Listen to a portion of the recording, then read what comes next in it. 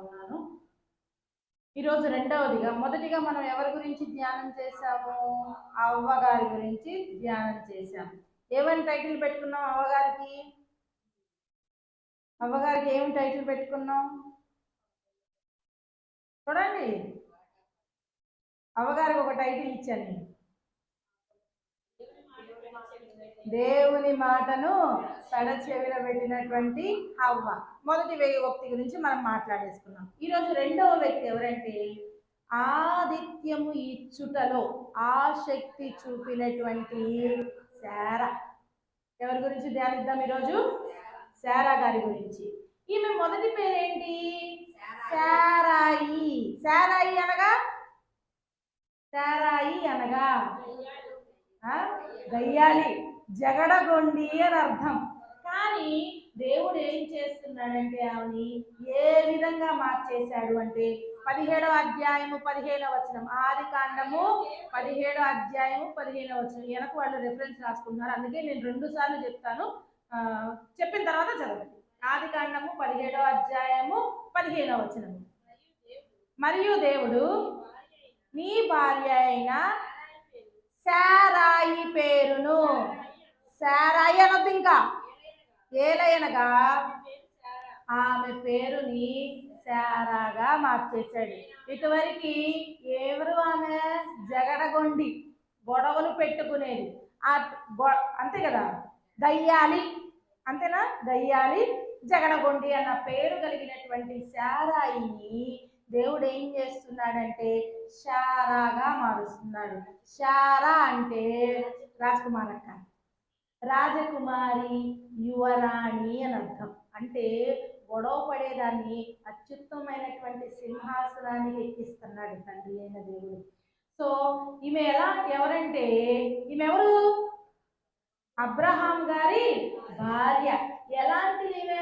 12వ అధ్యాయం 11వ వచనం చూడండి.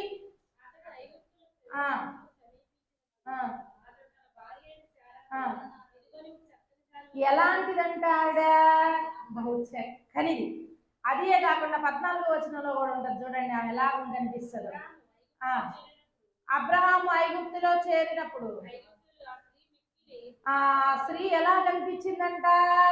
మిక్కిలి సౌందర్యంగా, అంటే రూపానికి కూడా ఆమె గుణవతి అయింది, రూపవతి, సౌందర్యం కలిగినటువంటి స్త్రీ, చక్కని స్త్రీ. అయితే ఒక లోపం ఉంది ఆ బిడ్డకి. ఏంటది? ఆమె గొడ్రాలు. శారాయి సుమారు 89 సంవత్సరాల వయస్సులో దేవుని యొక్క వాగ్దానం ప్రకారంగా గర్భాన్ని ధరించినదై వాగ్దాన పుత్రుడైనటువంటి ఇస్సాకును కలిగినటువంటి స్త్రీగా మనం చూస్తాం.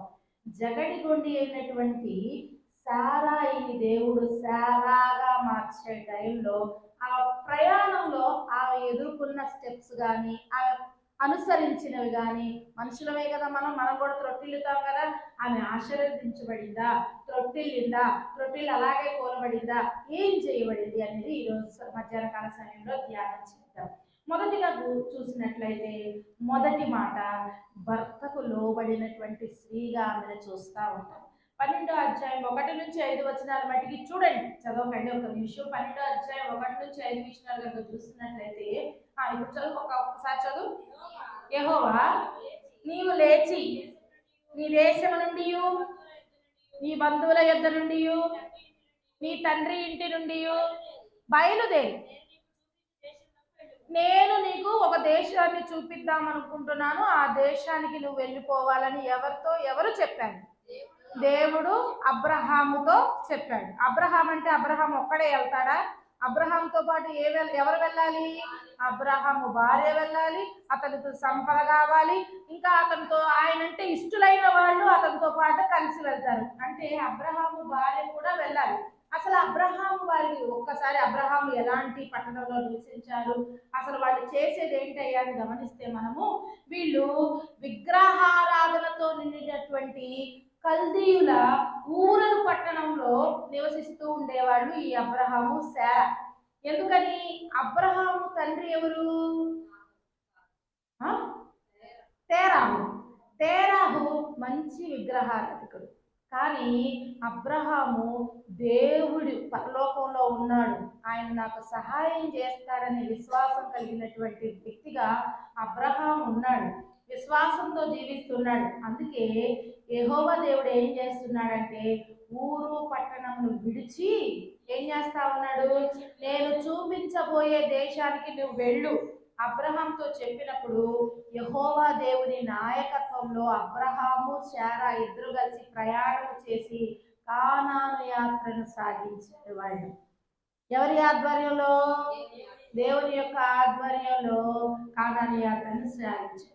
ఇప్పుడు అనుకోవచ్చుగా శారాయి ఏమని, సుఖంగా జీవిస్తున్నాం, సంతోషంగా జీవిస్తున్నాం, ఈ ఊరు పట్టణంలో మా పరిస్థితి అంతా బాగానే ఉంది, నాకు కూడుంది, గుడ్డుంది, ఇల్లుంది అని అనుకోని ఉండొచ్చు కదా. ఎందుకు? అక్కడ ఎవరో తెలియదు, ఏ ఊరో తెలియదు, ఎక్కడికి వెళ్ళాలో తెలియదు, కానీ ఎలా ఉంటుందో తెలియదు, అక్కడ నేను ఫుడ్ ఉంటుందో తెలియదు, నీళ్ళు ఉంటాయో తెలియదు, సకల అవసరాలు ఉంటాయో లేవో తెలియదు. ఎందుకు? మనం చూసుకునే అయ్యాక ఆడవాళ్ళమైన మనం మగవాళ్ళు ఎక్కడికైనా ఒక డబ్బా పట్టుకుంటారు వెళ్ళిపోతారు. మరి మన పరిస్థితి ఒక సూట్ కేసు పట్టుకుంటారు వెళ్ళిపోతారు. మన పరిస్థితి మనం రెడీ అవ్వాలి అంటే, మనం బయలుదేరాలంటే మనకి ఎన్ని కావాలి? అత్తయ్య 4 సరిపోతాయా? అంతకు మించి అంతే కదా. ఏంటి 4 సూట్ కేసులు ఊరెళ్ళి రావడానికి అత్తయ్య? దేవుడు ఏం చెప్తున్నాడు? శాశ్వతంగా కదలమంటున్నాడు. మరి ఎన్ని సూట్ కేసులు చదువుకోవాలా శారాయి గారు? కానీ శారా మారు మాట్లాడాల. అబ్రహాముతో పాటు ఏం చేసింది? కదిలింది. దేవుని యందు ఆమెకు కూడా భయభక్తులు కలిగినటువంటి స్త్రీగా మనం శారాయిని చూస్తున్నాం. విధేయత కలిగినటువంటి భార్య, యోగ్యత కలిగినటువంటి భార్య అని ఆమె అతనితో పాటు కదలడం ద్వారా మనకు అర్థం చేసుకోగలం. అంతేకాకుండా దేవుడు ఆమె విశ్వాసము గల స్త్రీలో మొదటి స్త్రీగా ఇచ్చాడు. పేతురు రాసిన మొదటి పత్రిక 3వ అధ్యాయము 6వ వచనం కనుక చూసినట్లయితే, ఆ ప్రకారమే శారా అబ్రహామును యజమానుడా అని పిలుచుచు అతనికి లోబడి ఉండి యోగ్యంగా నడుచుకుంది, బెదరకుండా గడియకుండా తనతో పాటు కలిసి వెళ్ళిపోయింది. ఒకవేళ శారాయి ప్లేస్లో కనుక అవ్వ ఉంటే, అవ్వమ్మ గారు ఏం చేశారు? తినొద్దని దేవుని మాటేగా, అది కూడా దేవుని మాటేగా అతిక్రమించేసింది. తన భర్తని ఆ పండు తినడానికి ఏం చేసింది? ప్రేరేపించేసింది. శుభ్రంగా తిన్నారు, శాపము పాపము వచ్చేసింది. ఇంకో వ్యక్తి కూడా ఉంది, ఆయన దేవుని ఇంకో ఆవిడ ఎవరంటే, నేను చెప్తాను అవి ఎవడో మీరు చెప్పాలి. దేవుడి పట్ల చాలా నిబ్బరం కలిగి నోటి మాటతో అయినా పాపం చేయలేదు ఆ వ్యక్తి. ఏంటి? యోబు భార్య ఏమంటుంది? ఏంటి ఇంకా నువ్వు సైలెంట్గా ఉండవా? యథార్థతను వేడవా? ఏంది నువ్వు? నీ దేవుణ్ణి దూషించుకోవాలని విడిచిపెట్టు, ఇంత కష్టం వచ్చింది అని దెప్పి పొడిచింది ఆ భార్య. చావమని కూడా అంది, భర్తని కూడా చావమని అంది. కానీ శారా ఏం చేస్తా ఉంది? యజమానుడా అని చెప్పి శిరసాహయిస్తా ఉంది, లోబడతా ఉంది. శారాయి అబ్రహామును నిరుత్సాహపరచలేదు, యోబు భార్య నిరుత్సాహపరిచింది, చెడు చేయడానికి ప్రోత్సహించింది అవ్వ. కానీ శారాయి ఆ మాట పలికితే చాలు వెనకలేసి వెళ్ళిపోయింది అని కూడా అన్నా. ఇది కూడా ఛాన్సే. ఏమని? నువ్వు ముందు పోయి చూసిరాపో, నీకు భక్తి ఉంది కదా, నువ్వు వెళ్ళు, తర్వాత నేను వస్తాను నీ వెనకాల అని అన్నా. తనతో పాటు కలిసి వెళ్ళింది. చాలా ఉన్నాయి, కానీ మారు మాట్లాడకుండా తనతో పాటు వెళ్ళినటువంటి శారాయి ఎంత విధేయత కలిగి జీవించిందో ఆమెను బట్టి మనం నేర్చుకోవచ్చు. ఏ విధంగా? ఎఫెసీయులకు రాసిన పత్రిక 5వ అధ్యాయం 24వ వచనంలో దేవుడు ఏమంటున్నాడంటే, సంఘము క్రీస్తుకు లోబడినట్లుగా భార్యలు కూడా ప్రతి విషయంలోనూ తమ పురుషులకు లోబడి ఉండవలెను, అట్లు లోబడినది శారా. ఎంతగా లోబడిందో తెలుసా? మొదటి పేతురు పత్రిక 2వ అధ్యాయము 13వ వచనం చూడండి ఒకసారి. మనుషులు నియమించు ప్రతి కట్టడకును ప్రభువు నిమిత్తమై లోబడి ఉండుడి అని వాక్యం చెప్తుంది. ఆ వాక్య ప్రకారంగా ఏం చేసిందో తెలుసా? ఈమె అబ్రహాము శారాయిని ఐగుప్తుల్లో పట్టుకెళ్ళినప్పుడు, నిన్ను బట్టి నన్ను చంపకుండా ఉండాలి అంటే, నేను బ్రతకాలి అంటే నేనేమవుతానని చెప్పమంది, పెళ్ళి అని చెప్పమంది. కానీ అది ఆమెకు భారమే, వేదనే, కష్టమే. కానీ భర్త చెప్పాడు అని విధేయత చేపించేది. ఎవరు చూస్తున్నారు ఈ విధేయతని? దేవుడు చూశాడు. ఏం చేశాడో తెలుసా? 12వ అధ్యాయం 7వ వచనం ఒకసారి, 17వ వచనం చూడండి ఒకసారి. 12వ అధ్యాయం. అయితే యెహోవా అబ్రహాము భార్య అయినటువంటి శారాయిని బట్టి, ఆమె లోబడినటువంటి విధానమును బట్టి ఏం చేశాడంటే, ఫరో అతని ఇంటి వారినందరినీ మహావేదనకు గురి చేశాడు. దేన్ని బట్టి?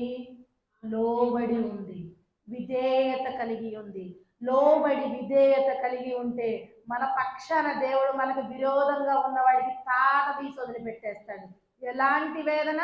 మహావేదన కలుగ చేశాడు. ఎవరిని బట్టి?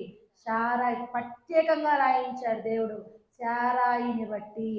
ఎందుకంటే ఆమె విధేయత కలిగి జీవించింది. అపవిత్రురాలు అవ్వలేదు, తను విధేయత కలిగి ఉంది. అపవిత్రమైన పనులు చేయకుండా తను కాచుకుంది. అందుకని ఆమె, యోసేపు కూడా అంతేగా.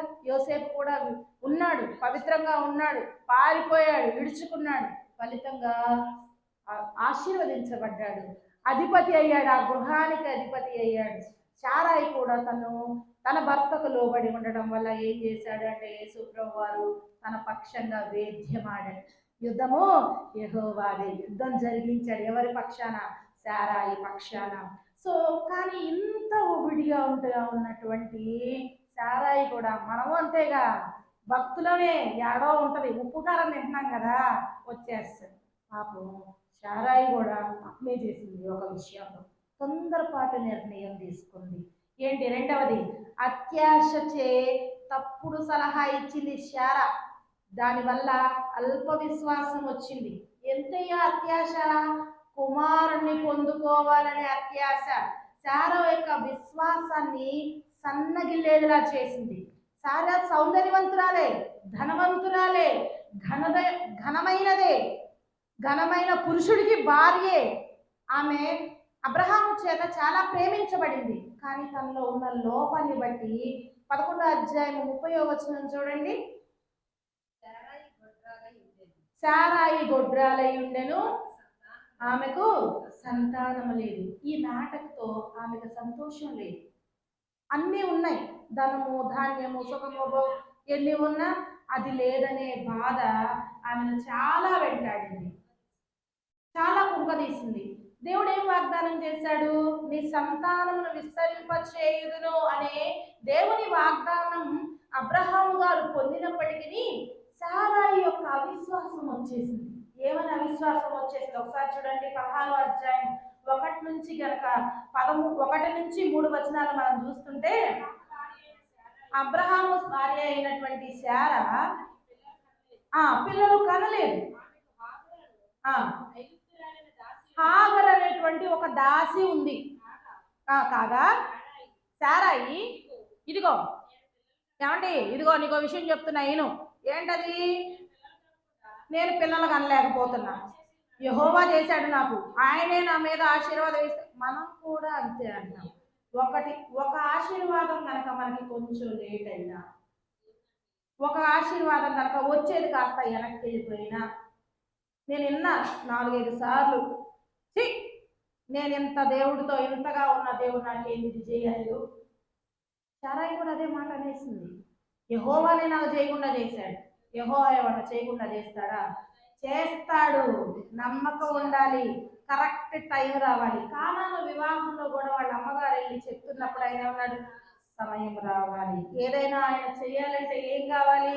తగిన సమయము, నిర్ణయ కాలం కావాలి. ఆ నిర్ణయ కాలం కోసం దేవుడు ఆగుతున్నాడు. కానీ శారాయి ఆగలేకపోయింది. ఆశ కాస్త ఏమైపోయింది పాపం? అత్యాశ. మేబీ మనం ఆమెను అనుకోవడానికి కూడా లేదు. పక్కనున్న వాళ్ళ కోట్లు కూడా అంతే ఉంటాయి. ఎందుకంటే ఈమె అన్యరాలైనటువంటి స్త్రీ. వాళ్ళని ఉండొచ్చు, పోయినవుగా, నమ్ముకున్నావుగా, ఓ భోజేషిండ్లే అని ఈ మాటలు కూడా ఆమెను ఇబ్బంది పెట్టి ఉండొచ్చేమో. ఆడికి బా, వాటిలో అయిపోయి వీటిలో అయిపోయి నేను విన్నా. కానీ విశ్వాసం నేను వదిలిపెట్టను. దేవుడు చేస్తాడు కార్యం నా పట్ల నాకు నమ్మకం ఉంది. కానీ సారా ఏం చేసింది? ఆ మాటలను బట్టి అబ్రహాం దగ్గరికి పోయి నాకు దేవుడే చేశాడు కాబట్టి నువ్వేం చేయాలి ఇప్పుడు నాకు దయచేసి ఎల్లు. ఒకవేళ హాగరు వలన నాకు సంతానము కలుగుతుందేమో అని ఆశపడింది. అంటే ఆయన ఏం చేశాడు? సారాయి మాట విన్నాడు. చెయ్యవలసిన పని అది, చెయ్యవలసిన వద్దంటారు వద్దంటారు. సారా ఎంతగా ప్రేమించాడు అంటే ఎందుకని సారా అంటే అంత అభిమానం? అక్కడ కాపాడింది, బ్రతుకులు కాపాడింది. నాతో లెగిసిరా అంటే లెగిసి వచ్చింది. ఎట్ట వదిలేస్తాడు? ఎట్ట కాదంటాడు? 24 గంటలు తన్నేవాడి మాటే వింటాము. వింటామా వినమా? 24 గంటలు పొడిచేవాడి మాటలే వింటాము. ప్రేమగా చూసుకునేవాడి మాటలు వినరా? చాలా అడగగానే అక్కడ ఏమి మాటలు లేవు.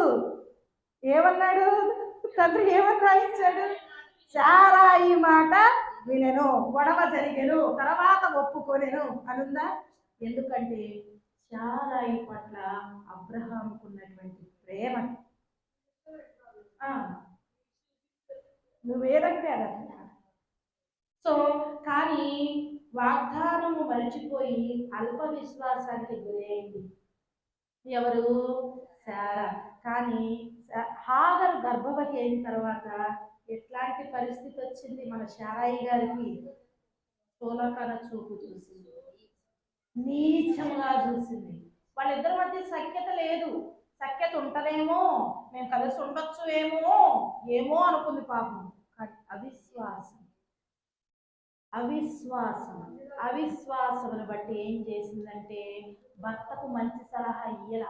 దానివల్ల ఏమేమి జరిగాయో, ఏమేమి ఇబ్బందులు పడ్డదో, పాపం హాగరు జీవితం ఎలా అయిందో అవన్నీ దేవుని యొక్క వాక్యం తెలియజేస్తానే ఉంది. అంటే భక్తి కలిగినటువంటి స్త్రీలు తమ భర్తలకు మంచి సలహాలు ఇచ్చినట్లుగా మన మనసులో దేవుని వాక్యాన్ని ఉంచుకోవాలి. ఒకవేళ ఆమె విశ్వాసం కలిగి ఉండి అవిశ్వాసం లేకుండా ఉంటే మంచి వాక్యాన్ని చెప్పేదేమో, మనం వెయిట్ చేద్దాం అనుకునేదేమో, ఎదుటి వారికి సమాధానం చెప్పగలిగేదేమో, వాళ్ళ మాటలకు ఆన్సర్ చేయగలిగేదేమో. దేవుడు ఉన్నాడు. అసాధ్యమైన దాన్ని సాధ్యం చేయగలిగినటువంటి గొప్ప దేవుడు నా దగ్గర ఉన్నాడు. అదే కదా అమ్మమ్మ గారు చేసింది. 3వ అధ్యాయం 6వ వచనంలో ఏం చేస్తుంది? దేవుని మాట చెవి పెట్టేసింది, సాతాను మాట నమ్మేసింది, రమ్యంగా కనిపించింది, తినాలనుకుంది, తిన్నది తినిపించింది, శాపం ఇచ్చేసింది. అదేగా ఇప్పుడు శారాయి గారు కూడా తెచ్చింది. దానివల్ల రెండు తెగలైపోయాయి. ఒకటే ఉండవలసిన కుటుంబం రెండుగా చేర్చబడి తొందరపాటు వలన ఇప్పటికి కూడా తనుకుంటూనే ఉన్నారు. ఇప్పటికి కూడా వాళ్ళు మీరంటే మాదంటే మీ, కేవలము అత్యుత్సాహంతో అత్యాసపడి పాపం శారాయి గారు కూడా ఇలా ఆలోచించుంటుంది. నాకు వస్తుందిగా. అక్కడ ఆమె రాయించడం, పరిశుద్ధాత్మ దేవుడు రాయించడం కూడా నాకు సంతానము కలుగునేమో అని ఆశపడింది. కానీ దాసినే ఎవరుంటారు అడిగమని?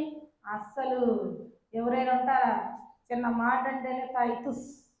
అట్లాంటిది అంతేగా మరి.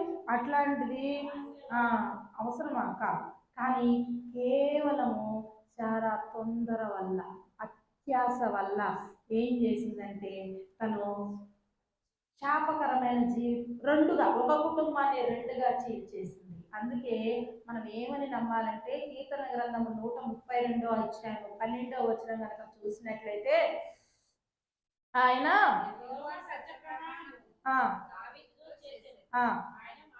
ఎలాంటి వాడంట? ఆయన మాట తప్పని పేరు.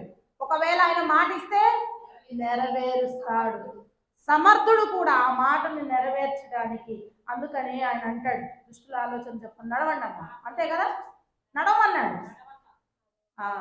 సో దుష్టుల ఆలోచనలు కానీ తలంపులో కానీ మన దగ్గర ఉండకుండా చూసుకోండి. ఎందుకంటే యెహోవానైన నేనేం చేస్తున్నా? మాట ఇస్తున్నా. మాట ఇచ్చిన నేను ఎలాంటి వాడిని? సమర్థుడను. అసాధ్యమైనా సరే అది నేను సాధ్యపరచగలను. పేతురు విషయంలో అదే, లాజరు విషయంలో అదేగా జరిగింది. ఏంటిది? చనిపోయిన వాడు తిరిగి లేచుట అసాధ్యము ఈ లోకంలో. కానీ అసాధ్యమైన దాన్ని దేవుడు సాధ్యం చేసి చూపించాడా లేదా? అందుకని ఆయన అంటున్నాడు 91వ కీర్తన 11వ వచనంలో మన ఆలోచనలు ఏమని చెప్తున్నాడో తెలుసా? నానా 91:11 తల్లి, 91:11.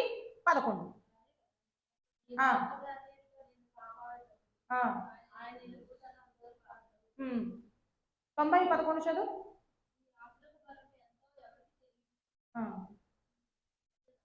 నరుల ఆలోచనలు వ్యర్థములు అని ఉంటాయి.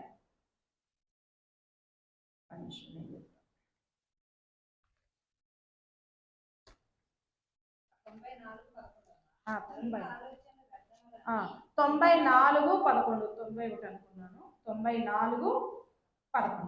నరుల ఆలోచనలు వ్యర్థములు. సో మన ఆలోచనలన్నీ, అందుకే ఆది కాండంలో అనుకుంటా నోవాహు గారు చెప్పే టైంలో నరుల ఆలోచనలు అన్నీ చెడిపోయి ఉన్నవి. సో మనం ఒకటి ఆలోచిస్తాము, కానీ దేవుడి ప్రణాళిక చాలా ఎక్కువగా ఉంటుంది. తలంపులు వేరు, కానీ సారాయి తలంచింది సరి అయినదా? కాదు. కాబట్టి అల్ప విశ్వాసమై తప్పుడు సలహాలు ఇస్తుంది. దేవునికి అసాధ్యమైనది ఏది లేదని ఆమె నమ్ముంటే ఇంకా గొప్ప కార్యాన్ని చూసేది. ఒకవేళ ఆ విధంగా నమ్మకపోవటం వల్లేనేమో అది ఇంకొంచెం ప్రొలాంగ్ అయ్యి ఉండొచ్చు. అంతే కదా? సో ఇద్దరు భార్యాభర్తల్లో ఇద్దరికి విశ్వాసం ఉండాలి, ఇద్దరు నమ్మాలి, ఇద్దరు అడగాలి. అప్పుడే ఒక్క మాట. ఎందుకు వాళ్ళిద్దరు వేరు వేరు కాదు, ఏక శరీరము. సో నరుల్లో నుంచి దిగబడినదే కదా నారి, సగభాగమే కదా. సరే, ఒక సగం నమ్మి ఒక సగం నమ్మకపోతే ఫలితం ఎట్లా వస్తుంది? ఎప్పుడైతే తగిన సమయం ఎందుకని ఆగాడు అంటే అబ్రహాము శారాయి ఇద్దరూ కలిసి ఆయన అడిగి ఉంటారు ఒక్క మాట మీద. అప్పుడు దేవుడు వారికి గొప్ప కార్యాన్ని ఇచ్చాడు. ఎలాంటి స్త్రీ అయ్యా అంటే, మూడవదిగా దూతలకు ఆతిథ్యం ఇచ్చినటువంటి శారా. 18వ అధ్యాయం 1వ వచనం కనుక చూసినట్లయితే, అబ్రహాము ఎండవేళలో మమ్రే దగ్గర ఉన్నటువంటి సింధూర వనంలో తన గుడారపు ద్వారం వద్ద ఏం చేస్తా ఉన్నాడు? కూర్చొని ఉన్నాడు. కూర్చొని ఉంటే ఎవరో కనిపిస్తున్నట్టు అనిపించింది ఆయన, యెహోవా కనిపిస్తున్నట్లు అనిపించింది. అందుకని తలెత్తి చూశాడు. తలెత్తి చూస్తే ఏం కనిపిస్తున్నారు అక్కడ? ముగ్గురు మనుష్యులు అతని యొద్ద నిలబడి ఉన్నారు. ఏం చేస్తున్నాడంటే అబ్రహాము పరిగెత్తుకుంటూ వెళ్ళాడు. పరిగెత్తుకుంటూ వెళ్ళి నేల మట్టుకు వంగి, ప్రభువా, వారికి నమస్కరించి, అయ్యా నీ కటాక్షం నా మీద ఉన్నట్లయితే నీ దాసుని నువ్వు దాటిపోవద్దయ్యా అని వెంటనే వారిని ఏం చేస్తున్నాడంటే వారి ఇంటిలోనికి చేర్చుకున్నాడు. సో బయట కూర్చోబెట్టి, అంత దూరంలో ఉన్నారుగా, అక్కడే కూర్చోబెట్టి చేయొచ్చుగా. ఎందుకని లోనకు ఆహ్వానించుకున్నాడు?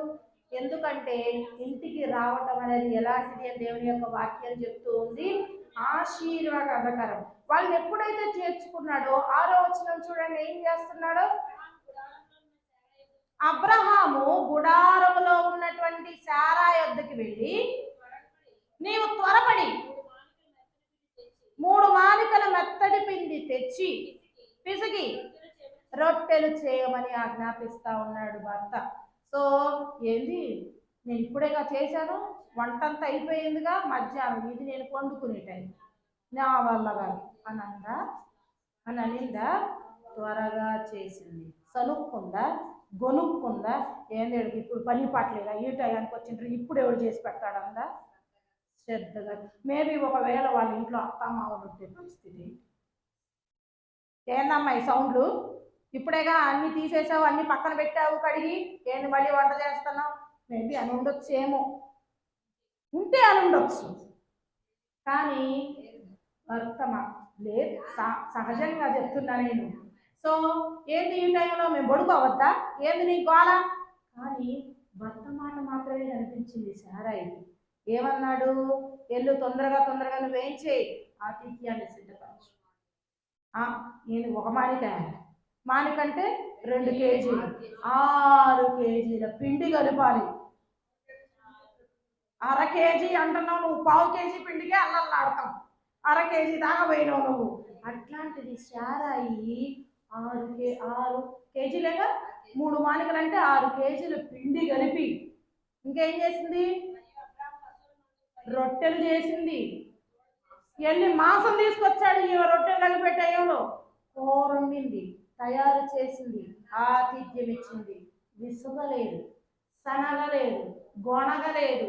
ఎందుకు వచ్చారు వీళ్ళు మా దగ్గరికి అని అవహేళన చేయలేదు. అంటే అబ్రహాము శారాయిలు ఆతిథ్యం ఇచ్చుటలో గొప్పవారు అని చెప్పవచ్చు. ఆతిథ్యం ఇచ్చేవాడిని తప్పనిసరిగా దేవుడు దీవిస్తాడు, ప్రతిఫలం ఇస్తాడని దేవుని యొక్క వాక్యం తెలియజేస్తా ఉంది. ఎంత చక్కగా సిద్ధం చేసి ఇచ్చిందంటే వాళ్ళు చక్కగా భుజించారు అని దేవుని యొక్క వాక్యం తెలియజేస్తుంది. హెబ్రీయులకు రాసిన పత్రిక 3వ అధ్యాయం 1వ వచనంలో దేవుడు ఏం తెలియజేస్తాడు అంటే, ఆతిథ్యం ఇవ్వడం మరవకండి. ఎందుకు ఆతిథ్యం ఇవ్వడం మరవకూడదు? ఎందుకు ఇవ్వాలి అసలు? చదవక కంటిన్యూ లేదా? ఆతిథ్యం ఇచ్చిన వాళ్ళని మరవకండి, దాని వలన కొందరు ఎరుగకే ఎవరికి? దేవదూతలకు ఆతిథ్యం ఇస్తూ ఉన్నారు. దేవదూతలకు ఆతిథ్యం ఇస్తే ఏమైందంట? ఎందుకు ఇవ్వాలి మేము? చూడండి, మత్తయి సువార్త 10వ అధ్యాయం 40వ వచనంలో దేవుని యొక్క వాక్యం ఏం తెలియజేస్తా ఉందంటే, మత్తయి సువార్త 10వ అధ్యాయము 40వ వచనము, మిమ్మును చేర్చుకుంటే నన్ను చేర్చుకున్నట్టే, నన్ను చేర్చుకుంటే నన్ను పంపిన వారిని చేర్చుకున్నట్టే. సో అంటే ఏంటి? ఇప్పుడు దైవజనుడు మన ఇంటికి వస్తున్నాడు, దైవజనుడు మన ఇంటిలో ఆతిథ్యము పొందుకుంటున్నాడు అంటే ఏంటి అర్థం? దేవుణ్ణి మనం చేర్చుకొని ఆయనకు ఆతిథ్యం ఇచ్చిన దానితో సమానమని దేవుని యొక్క వాక్యం చెప్తా ఉంది. ఇంకేమంటున్నాడు? ఒకవేళ నువ్వు ప్రవక్తని చేర్చుకున్నావా, ప్రవక్త ఫలం పొందుతుంది.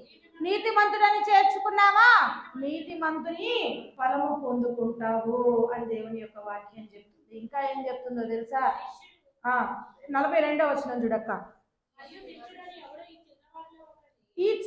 ఆయన దేవుని శిష్యుడని ఈ చిన్నవాళ్ళలో ఎవరో ఒకరిని నువ్వు చేర్చుకొని గిన్నెడు చన్నీళ్ళు ఇచ్చినా చాలు, వారు తమ ఫలాన్ని పోగొట్టుకోరు. గిన్నెడు చన్నీళ్ళు, గిన్నెడు మన ఇంత పెద్దది కాదు కదా, గిన్నె అంటే ఇంతేగా, పెద్దదైతే బౌల్ అంటాం, బొచ్చే అంటాం. చిన్న గిన్నెతో ఎన్ని నీళ్ళు పడతాయి? కాసినన్ని. ఆ కాసినన్ని నీవు ఇచ్చినా సరే దానికి ప్రతిఫలం వస్తుంది అని దేవుడు తెలియజేస్తా ఉన్నాడు. సరే, నువ్వు బాగానే ఉన్నావు, వాళ్ళు వచ్చారు అని ఇస్తున్నావు, మరి ఎలా అయ్యా? 1 పేతురు పత్రిక 4వ అధ్యాయం 9వ వచనం కనుక చూసినట్లయితే దేవుని యొక్క వాక్యం ఒకే లైన్లో ఖండితంగా చెప్పింది.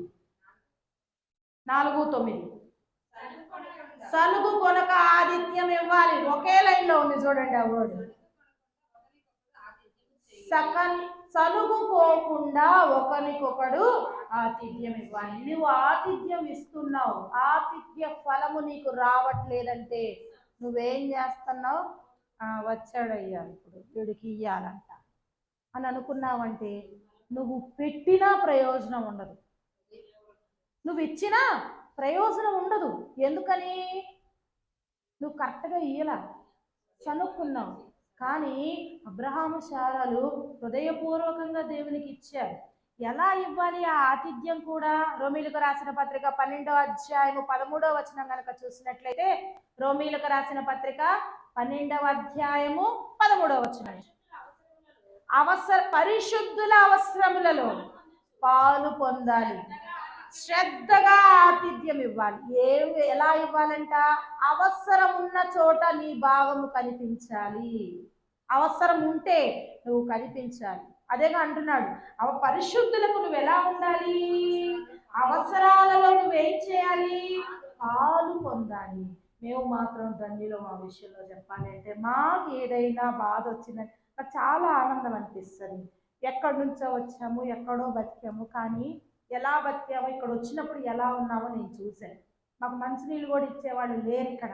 అయినా కానీ ఇప్పుడు మేము ప్రతి ఒక్క ఇంటికి వెళ్ళి తినగలుగుతున్నామంటే దేవుని కృపను బట్టే, మీరందరూ మమ్మల్ని ప్రేమించబట్టే. సో ఆతిథ్యం పొందుకుంటున్నాం మేము.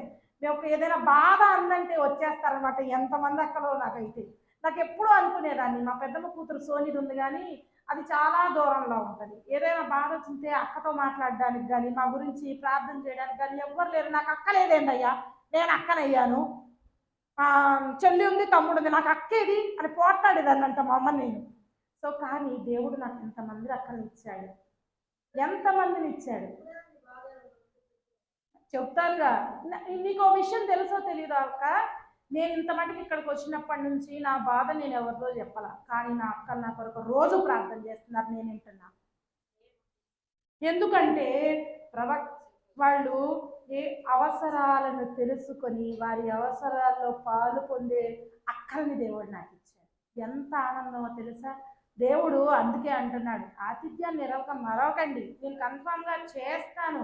శ్రద్ధగా మనస్ఫూర్తిగా ఆతిథ్యం ఇస్తే దేవుడు ఏం చేస్తానంటున్నాడు చూడండి. హెబ్రీయులకు రాసిన పత్రిక 6వ అధ్యాయము 10వ వచనాన్ని చూద్దాం. హెబ్రీయులకు రాసిన పత్రిక 6వ అధ్యాయం. మీరు చేసిన కార్యాలను కానీ, మీరు పరిశుద్ధులకు ఉపచారము చేసినవి కానీ, ఇంకనూ మీరు ఇప్పుడు ఏం చేస్తున్నారు, మీరు కార్యాలు చేశారు, ఉపచారములు చేశారు, ఇంకనూ మీరు ఏం చేస్తా ఉన్నారు, ఉపచారములు చేస్తూనే ఉన్నారు. తన నామమును బట్టి చూపిన ప్రేమను మరచుటకు దేవుడు అన్యాయస్తుడా కాదు. ఉగ్గిళ్ళు చన్నీళ్ళు ఇస్తేనే ప్రతిఫలమును దయచేస్తానన్న దేవుడు తన బిడ్డలకు చేసిన కార్యాలను బట్టి, వాళ్ళు ఉపకారమును బట్టి, ఇంకా చేయుచున్న ఉపకారమును బట్టి దేవుడు ఏం చేస్తాడు, ప్రతిఫలమును తప్పనిసరిగా ఇస్తాడు. అటువంటి ప్రతిఫలమును ఆ కుటుంబానికి ఆతిథ్యం ఇచ్చిన ప్రతి ఒక్క బిడ్డకు దేవుడి మధ్యాహ్న కాల సమయంలో దయచేయునుగాక.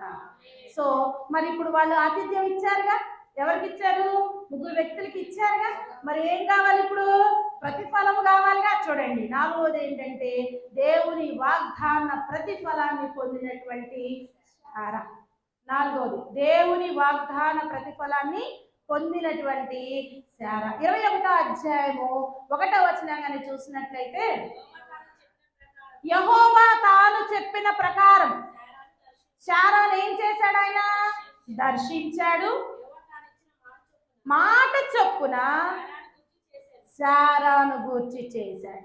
ఏం చెప్పాడు, ఏమి దర్శించాడు, ఏమి మాట ఇచ్చాడు. ఆ రోజు ఆ 3 వచ్చారు. ఎక్కడుంది మీ ఆవిడ, మీ ఆవిడ అయినటువంటి శారాకి మేము ఏం చేద్దాం అనుకుంటున్నాము, ఆశీర్వాదం ఇద్దాం అనుకుంటున్నాం. ఏంటది, కుమారుని నేను అనుగ్రహిస్తాను అని అన్నాడు.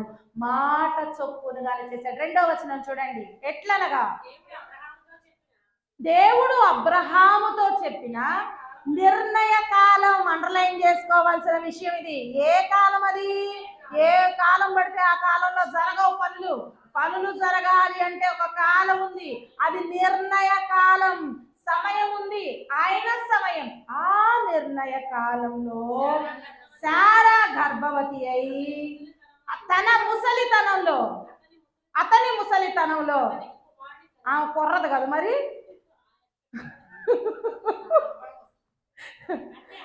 Okay okay okay done. అతని ముసలితనంలో 89 సంవత్సరాలు ఆ టైంలో, ఆ టైంలో ఏం చేసిందంటే కుమారుని కన్నది. సో దేవుడికి అసాధ్యమైనది ఏదీ లేదు అని చెప్పేసి దేవుడు దీన్ని బట్టి రుజువు చేస్తున్నాడు. ఎందుకంటే ఋతుచక్రం అనేది స్త్రీలలో 40-45 సంవత్సరాలకి అయిపోయింది. మహా అయితే 40 కూడా కాదులే, కానీ 45 సంవత్సరాలకి మొత్తం బంధు. ఏమకి ఎన్ని సంవత్సరాలు, 89, 40 + 40 80, 5 + 5 10, అంటే నియర్లీ 90 ఇయర్స్ వచ్చేసింది. ఋతువు చక్రం కూడా ఆమెకి ఆగిపోయి ఎన్ని సంవత్సరాలు అయితే వచ్చిందో అన్ని సంవత్సరాలు అయింది. అయినా కానీ దేవుడు కుమారుని అనుగ్రహించాడు. అంటే అసాధ్యమైన దానిని సాధ్యం చేయగలిగిన ఘనత ఆయనకే దక్కింది. చాలా గొప్ప ఘనత లభించింది. ఏంటో తెలుసా? ఇస్సాకు వంశం నుండి యేసు ప్రభువు జన్మించారు. ఇస్సాకు వంశమే కదా, వంశావళిలోనే కదా క్రీస్తు ప్రభువు జన్మించాడు. అందును బట్టి ఈ లోకము ఆశీర్వాదం పొందినట్లుగా దేవుని యొక్క వాక్యం తెలియజేస్తా ఉంది. ఈ జీవితాన్ని, ఈ వాగ్దానాన్ని నెరవేర్చడానికి 25 సంవత్సరాలు పట్టింది. ఆ 25 సంవత్సరాలు ఒక దెబ్బ పడిందిగా, ఇంకా తర్వాత మళ్ళీ దెబ్బలు పడించుకోవాలా అంటే విశ్వాసంలో గట్టి రాడ్డు తేలిందనమాట. సరి చేసుకుంది, బలపడింది, అంతే కదా. మరి ఒక దెబ్బ పడింది, గట్టిగా సైలెంట్ అయింది, ఆయన మీద ఆనుకుంది. అందుకని ఎన్నో కష్టాలు పడి ఉంటుంది, పాపం నిందలు పడి ఉంటుంది, అవమానాలను సహించి భరించుంటుంది. సహించింది, వాగ్దానాన్ని పొందుకుంది. ఆహా, ఎంతటి ఆనందము, ఎంతటి సంతోషము. అందుకే అంటాడు యెషయా గారు, ఏమని అంటాడంటే 51వ అధ్యాయం 2వ వచనంలో చెప్తూ ఉన్నాడు, అబ్రహాం గురించి ఆలోచించు. నీ తండ్రి అయిన అబ్రహాము సంతతి గురించి నువ్వు ఒక్కసారి ఆలోచన చేయి. శారాను గురించి ఆలోచించు. అతడు ఒంటరిగా పిలువబడ్డాడు. అతన్ని నేను పిలిచినప్పుడు ఎలాంటి వాడు? అతను ఒంటరిగా వచ్చాడు. కానీ నేను అతన్ని ఏం చేశాను? ఆశీర్వదించాను. ఎలా మార్చబడ్డాడు? పెక్కు జనముగా, పెక్కు మంది. పెక్కు అంటే ఇంటి మీద వేసుకునే పెంకు. పెక్కు అంటే చాలా ఎక్కువ అని అర్థం. సో ఆయన ఏమన్నాడు? చూడు, బయటికి రా, ఆకాశంలో చూడు, ఎన్నున్నాయి నక్షత్రాలు ఉన్నాయి, ఏమున్నాయి కౌంట్ చేయి. అవునా? ఇప్పుడు మనం జీవిస్తున్న వాళ్ళందరం ఎవరి కింద ఉన్న వాళ్ళము? అబ్రహాము సంతతికి చెందిన వాళ్ళము. అంతగా దేవుడు ఆశీర్వదించాడు. ఎందుకంటే విశ్వాసము కలిగి ఉన్నాడు. హెబ్రీలకు రాసిన పత్రిక 11:6లో మనకు తెలిసిన వాక్యమే. ఏంటది? విశ్వాసము లేకుండా దేవునికి ఇష్టడై ఉండుట అసాధ్యము. విశ్వాసం కలిగి ఉంది శారై. 11వ వచనం చూడండి. విశ్వాసమును బట్టి శారా వాగ్దానము చేసిన వాడు నమ్మదగిన వాడని ఎంచుకున్నది. తాను వయస్సు గతించినదైనను గర్భము ధరించుటకు శక్తి కలిగినదిగా మార్చాడు దేవుడు. దేనిని బట్టి? విశ్వాసమును బట్టి. ఫర్ ఎగ్జాంపుల్ చూడండి, ఇంకొకటి ఏంటంటే, అందుకే అపోస్తుల కార్యం 1వ అధ్యాయం 4వ వచనం చివరిలో ఉంటది. ఏమని ఉంటుందంటే, వాగ్దానము కొరకు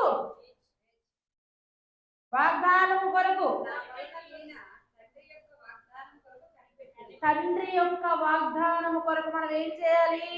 కనిపెట్టాలి. ఒక చిన్న ఎగ్జాంపుల్ చెప్తాను. ఏంటయ్యా అంటే, సో ఇప్పుడు మనం ఏం చేస్తా ఉంటాం? ఒక వస్తువు కానీ ఏదైనా మనకి ఏదైనా ఒకటి కావాలనుకున్నాం, దాని కొరకు ప్రార్థన చేస్తూ ఉంటాం. అయ్యా నాకు అది కావాలి ప్రభువా, నాకు దయచేయండి, నాకు ఇవ్వండి అని అడుగుతాం.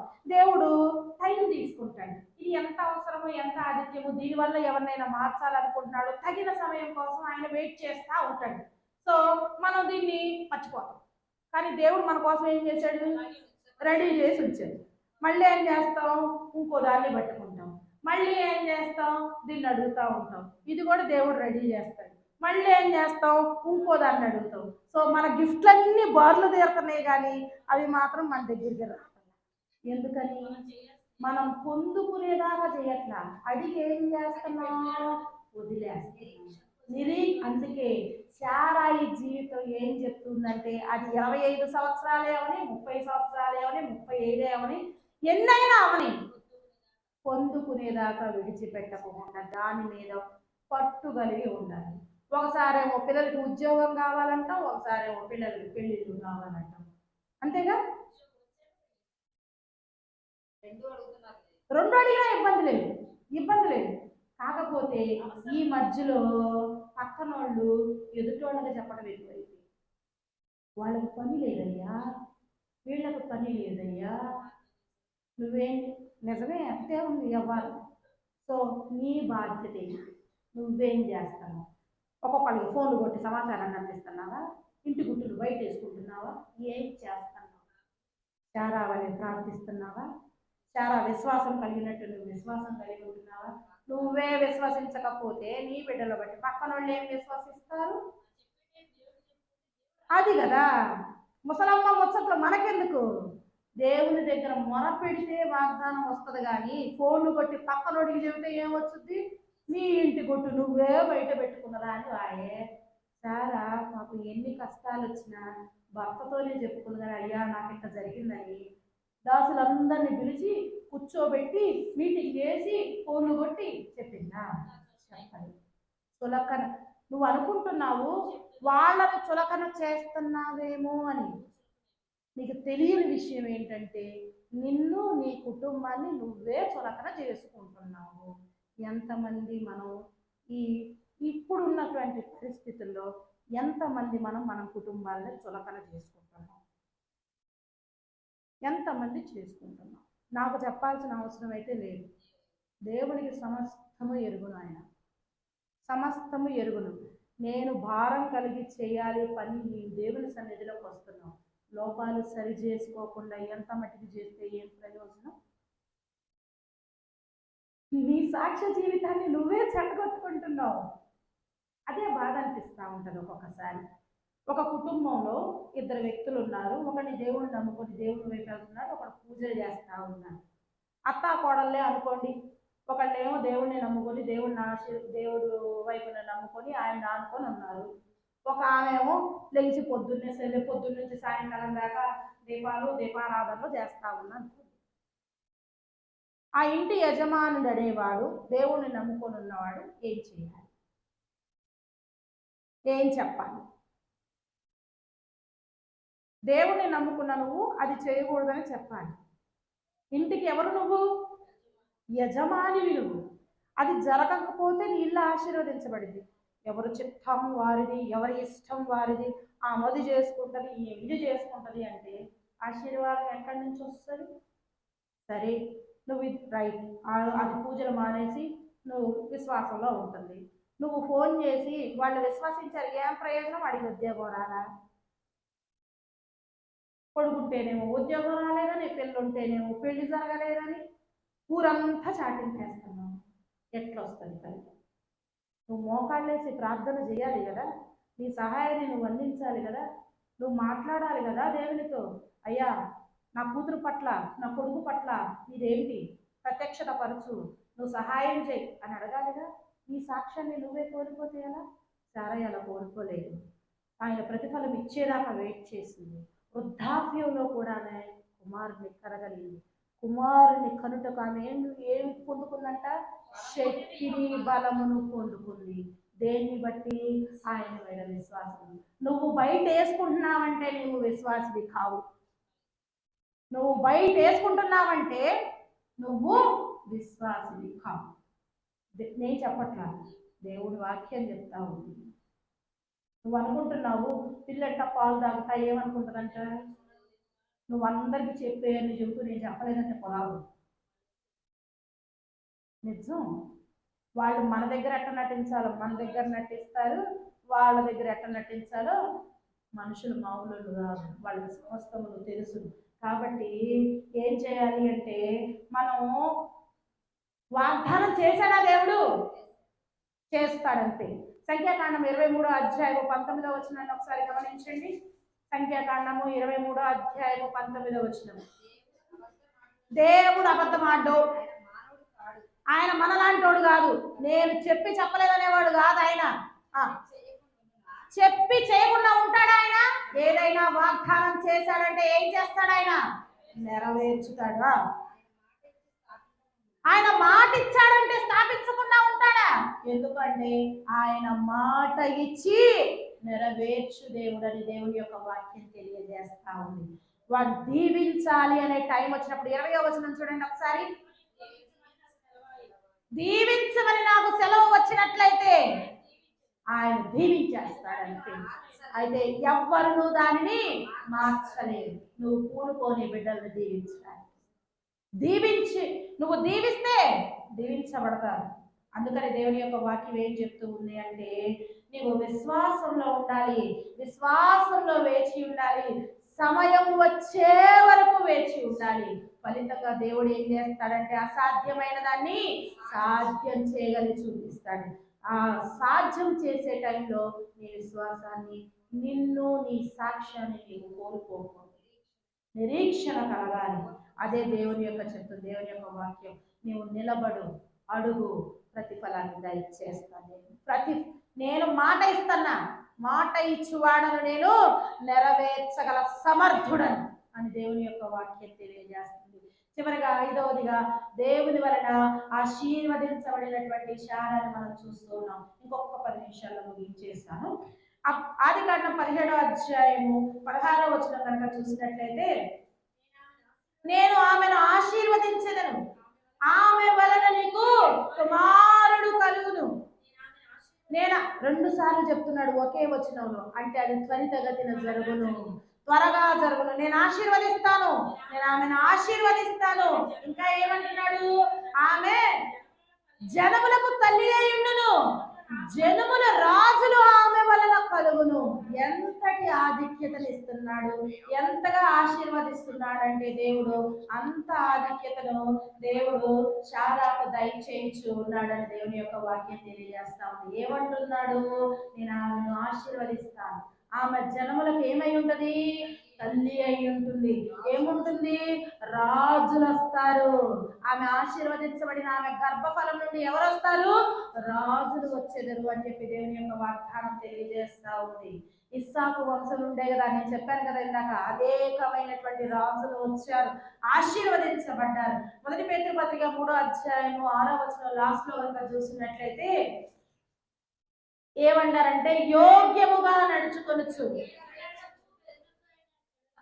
ఏ భయములకు బెదరకున్న ఎడల ఆమెకు పిల్లలు అవుతాం. మనము ఆమె పిల్లలం అవ్వాలి అంటే విశ్వాసులకు తండ్రి అయిన అబ్రహాము యొక్క కుమార్తెలము, అబ్రహాము శారా యొక్క పిల్లలం అవ్వాలి అంటే బెదరకూడదు, భయపడకూడదు, ఆయన నమ్మిక ఉంచాలి అని చెప్పేసి దేవుని యొక్క వాక్యం తెలియజేస్తా ఉంది. ఆదికాండం 23:1 వచనంలో చూడండి, శారా జీవించిన కాలము మొత్తము 100. వెరీ గుడ్, అత్తయ్య ఒకసారి క్లాస్ కొట్టుకోండి. ఏంటంటే శారా జీవించిన కాలం ఎంతంటే 127 సంవత్సరములు. లిఖించబడిన మొట్టమొదటి మహిళ, జీవిత కాలమును లిఖించబడినటువంటి మొట్టమొదటి మహిళ. వయసును జీవించిన కాలాన్ని లిఖించబడ్డం అంటే ఎంతగా ఆశీర్వదించబడినది శారాయి అని చెప్పేసి చెప్తున్నాడు. దుఃఖము పోయింది, కష్టము పోయింది, నింద పోయింది, సంతానం వచ్చేసింది, సంతృప్తి కలిగింది.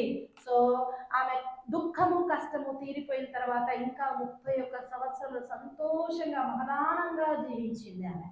అందుకే జ్ఞాని అయినటువంటి సొలొమోను సామెతల గ్రంథం 10వ అధ్యాయం 22వ వచనంలో ఈ విధంగా అంటూ ఉన్నాడు.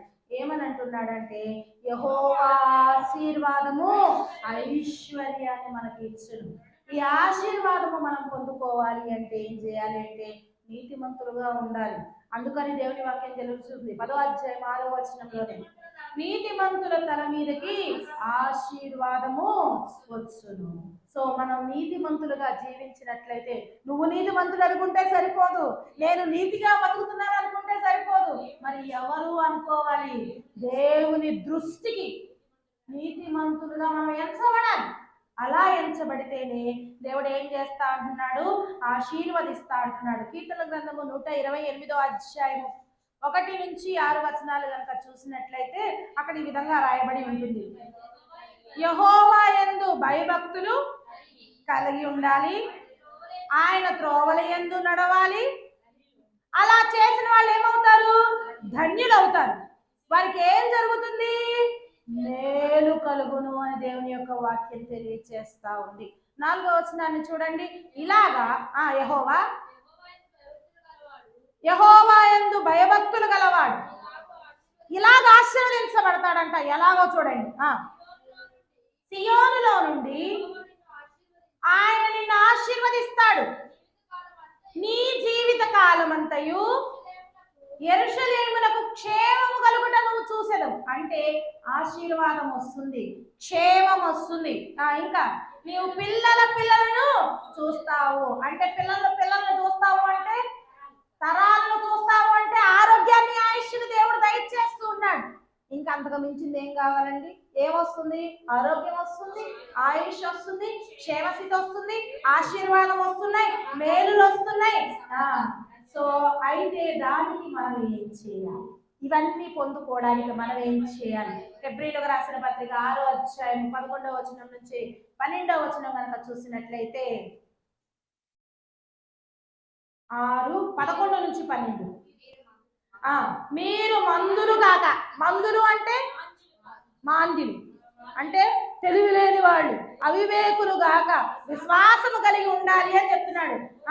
విశ్వాసము చేతను, ఓర్పు చేతను వాగ్దానములను స్వతంత్రించుకొని వారిని పోలి నడుచుకొనున్నట్లు మీలో ప్రతివాడు మీ నిరీక్షణ పరిపూర్ణమగు నిమిత్తము మీరు ఇది వరకు కనపరిచినటువంటి ఆసక్తిని తుదమట్టుకు కనపరచవలెను అని ఆయన కోరుకుంటూ ఉన్నాడు. ఏమంటున్నాడు? మీరు మందబుద్ధులు కాకండి, విశ్వాసము చేతను, ఓర్పు చేతను వాగ్దానాన్ని సంపాదించుకోవాలనుకుంటున్నారా? స్వతంత్రించుకోవాలనుకుంటున్నారా? నీ యొక్క దేవజనుడు చెప్పున్నటువంటి మాటలను అనుసరించి నడుచుకొనొచ్చు నిరీక్షణ కలిగి పరిపూర్ణ హృదయంతో ఆయన్ను నమ్మాలి, ఆయన్ను వెంబడించాలి. ఫస్ట్లో దేవుడిని నమ్ముకున్నప్పుడు కొంచెం యాంగ్జైటీ ఉంటుంది మనకి. మనం నమ్ముకున్నాము, ఆయన ఆయన ఆయన ఆసక్తి, ఆ ఆసక్తిని నువ్వు తుద వరకు కొనసాగించాలి. అప్ అండ్ డౌన్స్ వద్దు, మనకు ఒకటే లెవెల్ కావాలా? అట్లాంటి ఆ విధంగా జీవించు. అప్పుడు దేవుడు ఏం చేస్తున్నాడు అంటే ఆయనకి మనం ఆలయం అవుతాం. ఎవరికి ఆలయం అవుతాం? దేవునికి. ఎలా? పైన ఇప్పుడు మందబుద్ధులు కాకుండా విశ్వాసం కలిగి ఆయన మాటల యందు మనం నడిచినట్లయితే మన దేవునికి ఆలయమై ఉన్నామని దేవుని యొక్క వాక్యం తెలియజేస్తుంది.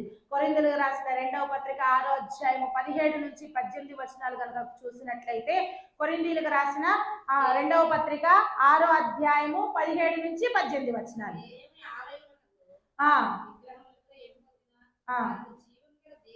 మనం ఏమై ఉన్నాము? జీవము గల దేవునికి ఆలయమై ఉన్నాం. ఒకవేళ నువ్వు జీవం కలిగిన దేవునికి ఆలయం అయి ఉంటే ఆయన ఏమంటున్నాడు తెలుసా? అందుకు దేవుడు ఏమంటున్నాడంటే, నేను వారిలో నివసిస్తాను, నేను వారితో సంచరిస్తాను, నేను వారి దేవుడినై ఉంటాను, వారు నా ప్రజలై ఉంటారు అని అంటున్నాడు. ఆయన మన ఇంట్లో ఉంటే ఏం కొదువు ఉండును? ఆయన మనతో నివసిస్తే ఏమి కొదువు ఉండును? ఆయన మనతో సంచరిస్తూ ఉంటే ఎక్కడికైనా వెళ్ళగలం, ఏదైనా సాధించగలం. ఆయన అంటున్నాడు, నేను మీతో ఉంటా, మీతో సంచరిస్తా, మీతో నడుస్తా, మిమ్మల్ని ఆశీర్వదిస్తా, వారు నా ప్రజలై ఉంటారు, నేను వారి దేవుడిని, వారు నా ప్రజలు, నా బిడ్డలు అని అంటున్నాడు. ఆయన అడిగిందండి ఆయన ఇవ్వడానికి సిద్ధంగా ఉంటాడు. ఎప్పుడు ఆయన ఆలయంగా మనం మారితే. శారా అదే చేసింది. శారాయిగా ఉన్నటువంటి శారాయి శారాగా మార్చబడింది. దేవుని యొక్క ఇల్లుగా అయింది. తను విశ్వాసులకు తల్లి అయింది. విశ్వాసులకు తండ్రి అబ్రహాం అయ్యాడు. మనందరము జీవించుతున్నాం, విశ్వాసంలో ఉన్నాము అంటే విశ్వాసములకు కర్త అయిన ఆయన్ని నమ్ముకొని ఉన్నాం. అటువంటి నమ్ముకున్న వాళ్ళకి దేవుడు ఆశీర్వాదాన్ని మెండుగా ఇస్తాడు. దేవుని యొక్క వాక్యం తెలియజేస్తాము. ఒక్కసారి జ్ఞాపకం చేసుకున్నాం మళ్ళీ ఒకసారి. మొదటిగా ఏంటి? శారా ఏం చేసింది? భర్తకు విధేయుడైంది. మనము కూడా ప్రతి ఒక్క విషయానికి దేవుని చిత్తంలో దేవునికి విధేయుడై ఉండాలని దేవుని యొక్క వాక్యం తెలియజేస్తా ఉంది. రెండోది, తప్పుడు సలహాలు తీసుకోకూడదు.